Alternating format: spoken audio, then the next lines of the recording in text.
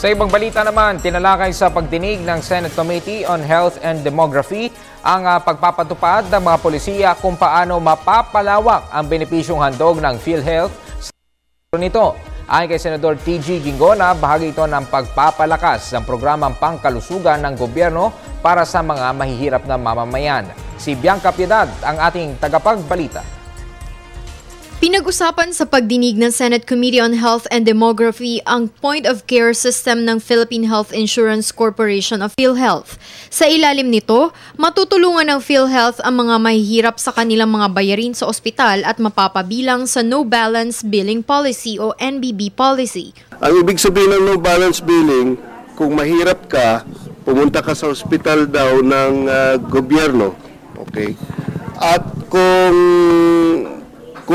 mag-enroll ka sa No Balance Billing, wala ka nang babayaran sa ospital sapagkat nandun ka sa government hospital at nandun ka sa listahan ng mahirap. Sagot aniya ng PhilHealth ang NBB sa mga mambabatas na nag-aalala na wala na ang Priority Development Assistance Fund o PDAF na makakatulong sa gastusin sa ospital ng ating mga kababayan. Sa ng NBB, wala nang babayaran kahit ano kung talagang kabilang sa pinakamahirap na magpupunta sa mga ospital ng gobyerno na nasa ward conditions. Ang sagot ng PhilHealth, meron silang form na i-fill up lang at pwede silang ma-enroll mismo doon. Yung ang point of care system. So kung wala ka sa listahan, wala kang dalang papeles, which is usual when you go to the lalong-lalo na kung emergency, di ba? Tinalakay din ng Senador at PhilHealth ang problema sa kakulangan ng mga kinakailangang medisina sa mga pampublikong ospital. Wala ho siyang dapat binabayad ni Cinco for medicines, professional fee, o kaya diagnostics. O anuman gastos, wala ho siya dapat.